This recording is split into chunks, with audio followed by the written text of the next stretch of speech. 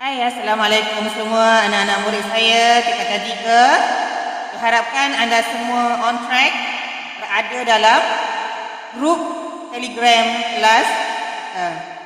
Baik, untuk hari ini bersama saya lagi Cikgu Muna untuk meneruskan sesi PDPR bagi subjek sejarah tingkatan 3. Kali ini kita akan terus pada topik bab 7 berkaitan dengan pejuang tanah air kita suatu masa dahulu. Isu topik dalam bab ini ialah berkaitan dengan apakah perjuangan dan apakah menyebabkan mereka menentang penjajah di kawasan mereka, khususnya di negeri masing-masing. Sebelum saya meneruskan sesi pembelajaran kita dan juga tugasan serta kuis yang akan kita jalankan pada akhir pembelajaran, saya ingin bertanya dahulu, khabar anak-anak murid saya semua?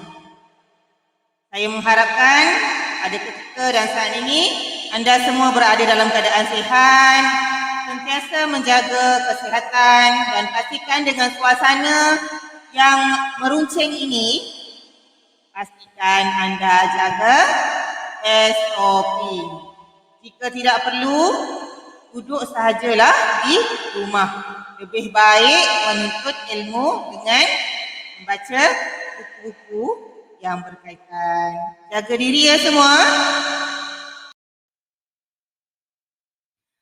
Baiklah, sepanjang 3 waktu masa bersama saya, pertama, sebagai seorang murid yang ingin mendapatkan berkat ilmu daripada seorang gurunya, harus terus fokus dan terus berada dalam talian kumpulan Telegram kita.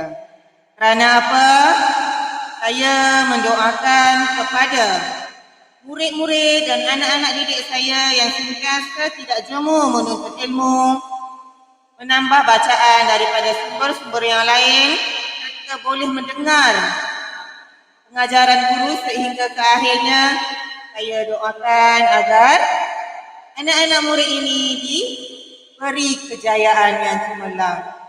Kerana ilmu yang bermanfaat adalah ilmu yang anda dapat amalkan dan sebarkan kepada orang yang lain. Baiklah, sebelum kita terus kepada topik pembelajaran kita pada hari ini, berikan masa kepada saya untuk deklamasikan sebuah nukilan sajak daripada Karunizam Abdul Talib. Baik, dengarkan ya.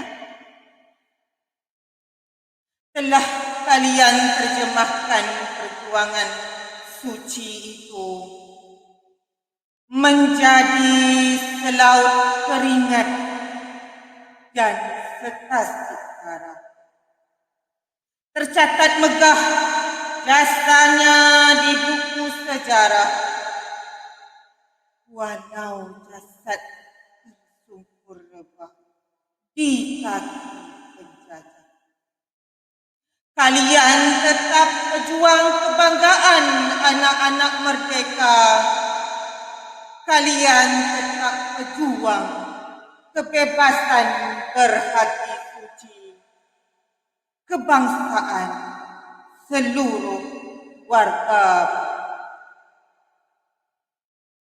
Bergetar bibir menyebut namamu pejuang, baik ternama atau pejuang tanpa nama.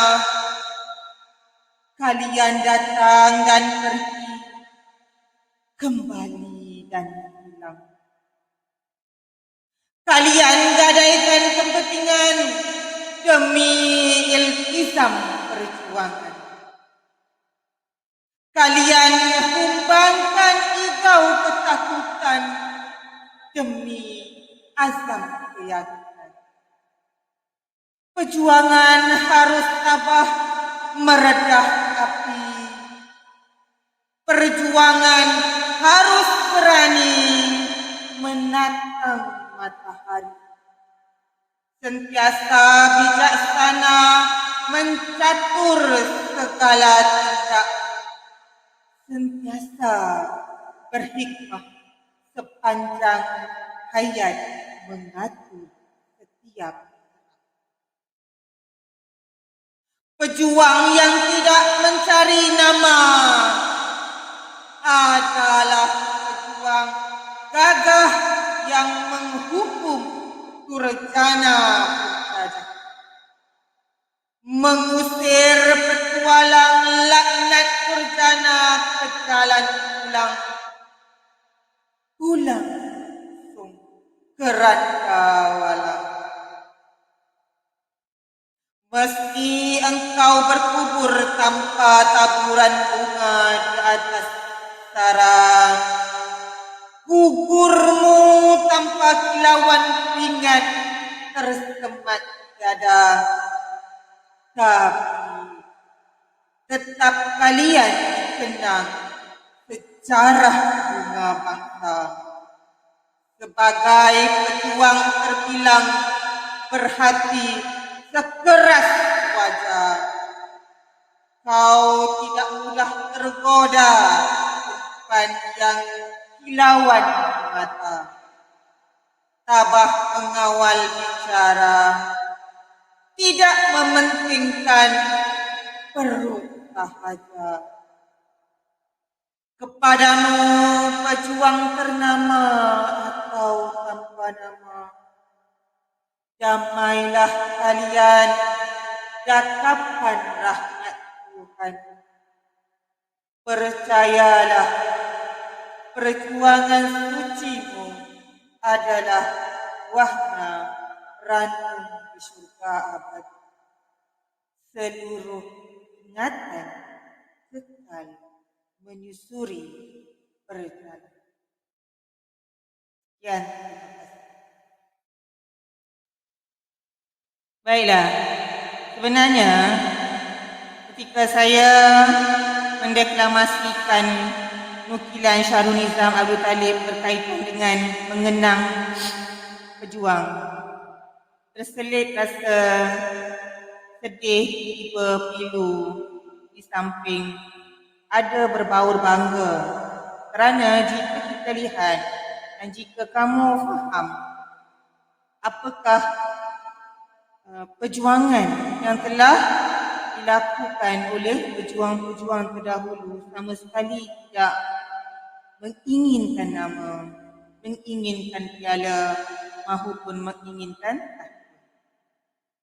perjuangan mereka ni adalah perjuangan yang tulus ikhlas sampai sanggup menggadaikan nyawa. Jika kita lihat pada topik yang akan kita pelajari sebentar lagi, kamu akan lihat bahawa tiada seorang pun pejuang yang menginginkan piala maupun habuan dan sebagainya. Ini bermakna keikhlasan itu yang lahir daripada hati sanubari mereka benar-benar untuk memastikan tanah air yang tercinta bebas dari penyakit. Cuba kita fikir, cuba kita lihat apakah situasi yang berlaku ketika zaman ini dibandingkan dengan zaman dahulu. Pejuang dahulu merupakan pejuang yang cukup terhebat. Kita pun tidak mampu untuk disamakan dengan pejuang-pejuang seperti ini. Dul Said, Datuk Pahaman, Datuk Maharaja Lela, Mat Lau, Tok Janggut, Datuk Abdul Rahman Limbung ataupun Haji Abdul Rahman Limbung dan sebagainya tidak mampu untuk menjejak langkah seperti mana mereka. Hanya nukilan sajak saja yang mampu untuk menggambarkan perasaan pencinta sejarah dengan melahirkan rasa hati seperti mana nukilan Syahrul Nizam Abdul Talib. Baik, cuba lihat kepada paparan yang telah saya sediakan. Mohon kenal pasti dan baca daripada topik 7.1 sehingga ke akhir kerana itu merupakan topik-topik yang akan anda pelajari pada bab 7 ini. Topik yang pertama kita mulakan dengan matlamat pejuang tempatan memperjuangkan tanah air mereka. Baiklah, cuba kita lihat kepada pengenalan di mana pengenalan ini menunjukkan mengapakah penjajah tidak diterima sama sekali oleh rakyat tempatan, apatah lagi pejuang-pejuang yang mempertahankan daerah, kawasan ataupun tempat mereka. Cuba lihat yang pertama. Sudah pasti campur tangan kuasa barat, yakni British yang telah menjajah tanah Melayu ketika itu, mahupun komunis ataupun Jepun dan sebagainya, sudah pasti mereka ini akan membawa perubahan kepada sistem pentadbiran mereka sendiri. Saya ulang, penjajah jika mereka telah mendapatkan sesuatu tampuk pemerintahan, mereka akan membawa cara pemerintahan yang tersendiri. Saya bagi contoh. Okey. Sekiranya saya ketua kelas. Dalam kelas ada 25 orang. Okey ya. Sebelum saya dilantik menjadi ketua kelas, ada ketua kelas lain yang lebih baik. Semua suka dengan cara pembawaan ketua kelas tersebut. Tetapi apabila saya pula dilantik menjadi ketua kelas, dengan sikap saya yang mungkin garang, tegas, kepoci, kan istilah orang kata apa? Kepoci kan? Suka mengadu kepada guru tentang sekian-sekian perangai, buat bising ke dan sebagainya, menyebabkan 25 orang lagi murid-murid yang berada dalam kelas tidak suka akan saya sebagai ketua kelas. Sudah pasti 25 orang ini akan berkomplot untuk memastikan saya tidak akan menjadi ketua kelas dengan cara mungkin memaklumkan kepada guru kelas ya, tentang ketidaksukaan anda, 25 orang tu contohnya, kepada saya. Cuba lihat. Sekiranya seseorang yang dilantik itu, seseorang yang memegang tampuk pemerintahan itu tidak disukai, maka menyebabkan akan ada seorang yang berani sikapnya memperjuangkan dan menyatakan hak. Setiap orang yang menyatakan hak tidak suka, tidak mahu dan menolak sama sekali, sudah pasti ada bukti-bukti dan sebab mengapa mereka bertindak sedemikian rupa. Boleh faham ke? Saya harap penerangan saya yang ringkas ini mudah anda fahami. Baik, sebab yang kedua pula ialah perubahan sistem pentadbiran. Seperti mana yang saya sebutkan tadi. Di mana apabila pentadbiran yang telah diambil alih oleh British sedikit sebanyak, banyaklah campuran sedikit. Jadi menyebabkan perubahan kepada pentadbiran itu memberi kesukaran kepada rakyat tanah Melayu. Mungkin contohnya ya, cukai yang dikenakan tinggi, harga barangan tinggi, ya, yang menyebabkan pejuang-pejuang ini menaikkan semangat penduduk tanah Melayu untuk sama-sama menentang bersama beliau. Sebagai contoh juga, saya bagi contoh yang mudah. Baik. Sekiranya saya berniaga, okey, kedai lain pun ada juga yang berniaga. Saya meletakkan harga yang tinggi daripada harga pasaran dunia, semata-mata saya nakkan keuntungan, sudah pasti orang tidak akan datang ke kedai saya untuk membeli apa jua barang yang saya niagakan. Kerana mereka boleh mendapatkan harga yang lebih murah daripada peniaga yang lain. Tetapi mungkin orang yang menentang saya kerana saya merupakan pembekal yang besar. Di samping saya berniaga, saya merupakan pembekal yang besar dan orang lain juga perlu dapatkan barangan mereka daripada saya. Itu adalah sebagai contoh. Yang ketiga ialah dengan cara masyarakat tempatan menentang. Bagaimana cara mereka menentang penjajah-penjajah yang bijak ini? Cara yang pertama ialah dengan cara bersenjata. Tahu kan senjata? Adakah anda berani memegang senjata? Kan? Sebenarnya apabila seseorang itu sudah punya semarak yang tinggi, semangat yang tinggi dan rasa marah terhadap seseorang yang lain memanipulasikan kerajaan dia, negeri dia, tempat dia, daerah dia, hilang rasa takut untuk memperjuangkan. Dah pasti perjuangan mereka itu harus dapat dicapai. Baik, yang seterusnya ialah dengan cara mencabar perjanjian. British dia tidak akan menggunakan kekerasan sama sekali. Selama hampir 445 tahun usia penjajahan British di tanah Melayu sebelum merdeka, cara mereka menggunakan raja-raja pemerintah ketika itu hanya dengan kertas saja, iaitu kertas perjanjian. Hakikatnya mereka sebenarnya tidak pun mengotakan apa yang harus dikotakanlah dalam perjanjian tersebut. Yang penting mereka dapat capai apa hasrat yang mereka inginkan. Bijak tak bijak? Contohnya lah saya beri tentang isu semasa.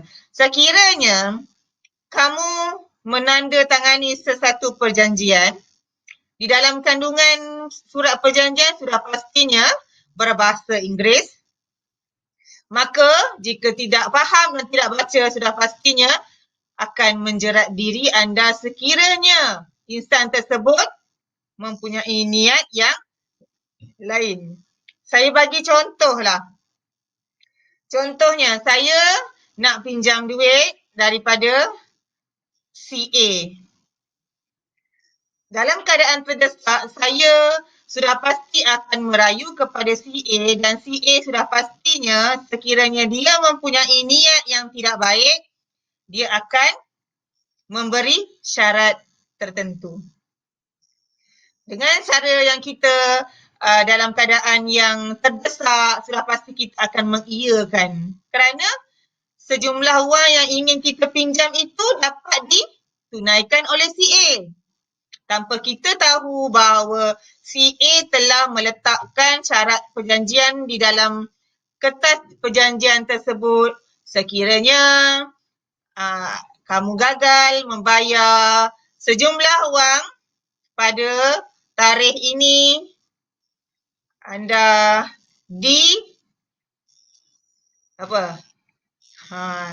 dikehendaki untuk memberi rumah kepada CA sebagai balasan anda tidak mampu membayar hutang tersebut. Maka apa yang akhirnya terjadi kepada kita? Sudah pastinya move list. Move list, ya. Kena hati-hati. Seterusnya kita tengok kepada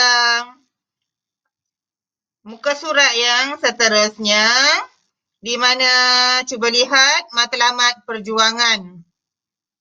Di mana matlamat perjuangan seperti mana yang telah saya terangkan pada peringkat awal tadi, sudah pastinya untuk memastikan hak orang Melayu, kedudukan orang Melayu serta pemerintah tempatan ini dapat diambil semula. Kerana apabila penjajah ini mengambil alih, Raja maupun Sultan sudah tidak mempunyai kuasa. Itu yang orang Melayu, tanah Melayu ketika itu pertahankan. Yang kedua, dapat mengekalkan kembali sistem pentadbiran tradisional. Okey, kerana yang pentingnya ialah sistem beraja itu yang mampu kita perkukuhkan. Sehingga sekarang kita lihat bahawa kita bersyukur menjadi rakyat Malaysia yang merdeka kerana kita sudah pun dapat meneruskan kembali apa yang sepatutnya kita kuasai, ya. Yang sepatutnya kita pejuang-pejuang tempatan kuasai yang dahulu, maka sudah pun kita dapat kembali.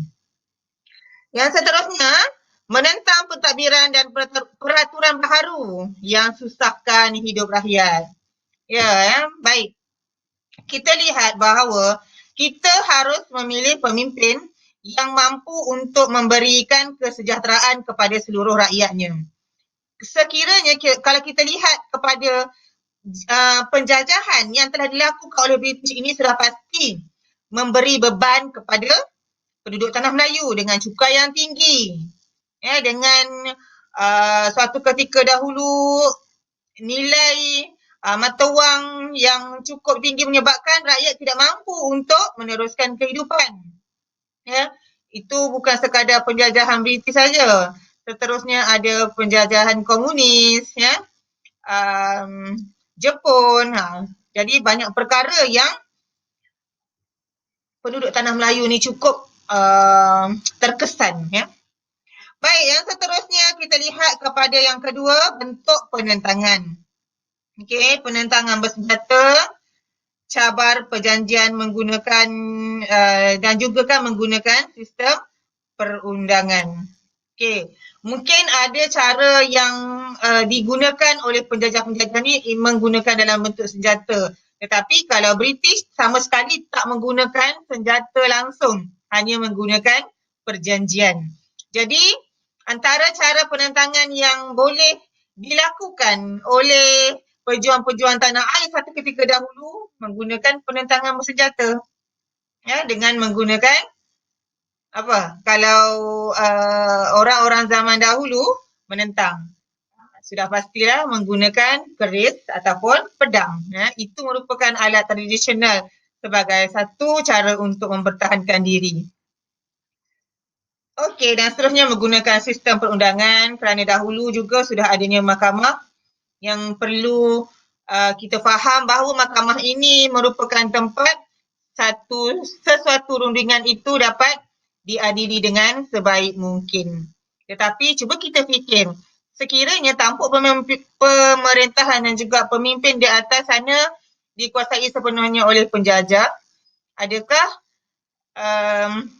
hasrat hati kita untuk mendapatkan keadilan itu dapat dicapai? Tepuk dada tanya selera, tepuk dada juga tanya iman, dan tepuk dada fikirkan. Baiklah, kita lihat kepada tajuk penentangan bersenjata. Tadi ada disebut cara mereka menentang penjajahan ini dengan cara penentangan bersenjata. Okey, penentangan masyarakat tempatan terhadap British telah diketuai oleh yang pertama ialah golongan bangsawan tempatan. Yang kedua ialah pembesar tempatan. Serta tidak ketinggalan juga pemimpin agama yang tidak puas hati dengan pembaharuan dibuat oleh pihak British. Sudah pasti apabila British telah mengambil alih, sudah pasti banyak perkara yang akan diubah mengikut kesesuaian mereka. Tetapi tidak sesuai dengan cara hidup dan adat kita orang Melayu. Yang seterusnya, kita lihat yang kedua pula. Golongan ini tentang British dengan nekat. Kerana apa? Apabila seseorang yang merasa tidak puas hati, tidak akan mampu berkata-kata sahaja. Kan, kadang-kadang kita bertekak, marah, tidak sesuai dan tidak diambil kisah pun oleh orang yang kita tidak suka ataupun orang yang kita marah. Ya. Tetapi hanya dengan senjata menampakkan seseorang itu tekad bersungguh-sungguh. Kalau kita lihat reaksi apabila seseorang yang mengeluarkan senjata, contohnya keris maupun pedang, ataupun kalau yang lebih modernnya pistol, mesti kita rasa sedikit tergugat. Jadi itulah sebab mengapa pejuang-pejuang tanah air dahulu bertindak dengan cara sedemikian rupa. Yang ketiga, di Terengganu munculnya tokoh dalam kalangan pemimpin agama. Contohnya Haji Abdul Rahman Limbung, di mana mereka memperjuangkan masyarakat tani kerana mereka semua terdiri daripada para petani yang kita anggap bahawa itulah cara dan pekerjaan yang mereka lakukan untuk menyara keluarga. Tetapi apabila petani ini ditindas, maka timbullah perasaan marah dan harus perjuangkan petani-petani ini agar dapat meneruskan kehidupan. Kerana apa? Petani-petani yang tidak puas hati ini telah dikenakan cukai yang tidak mengikut syariat Islam. Baik. Kita faham sebab kita orang Islam. Sudah tahu apabila sesuatu yang diarahkan kepada kita melanggar lunas-lunas agama dan syariat, sudah pasti kita akan rasa marah. Sebagai contoh, kalau kata kita bekerja dalam sesebuah institusi apa jua sekalipun, sama ada swasta ataupun kerajaan, diminta untuk membuka tudung. Apakah perasaan anda? Adakah anda mengikut cara dan arahan tersebut?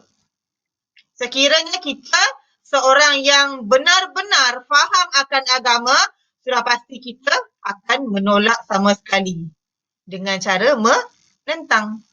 Itulah yang dimaksudkan tentang cara penentangan yang dilakukan oleh pejuang tanah air satu ketika dahulu.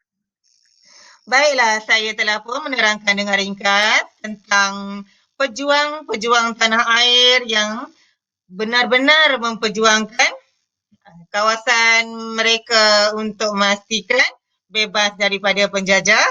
Maka tiba pula giliran anda dengan tugasan yang saya sangat-sangat tunggu akan hasilnya kelak.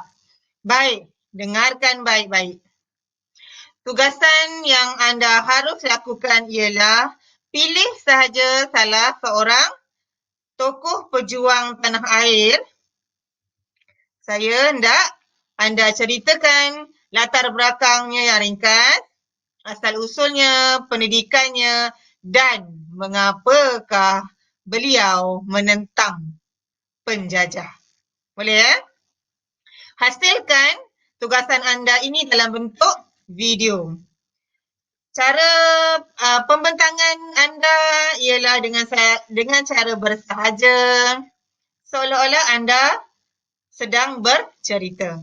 Dan saya mengharapkan juga anda dapat menunaikan tugasan ini kerana bukan sekadar sebagai satu ilmu yang anda dapat, tetapi adalah untuk penilaian, pentaksiran bilik darjah untuk akhir tahun nanti Baik, saya rasa sekadar untuk itu.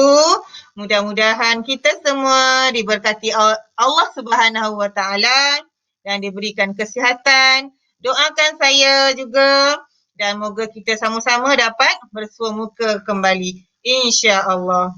Assalamualaikum warahmatullahi wabarakatuh.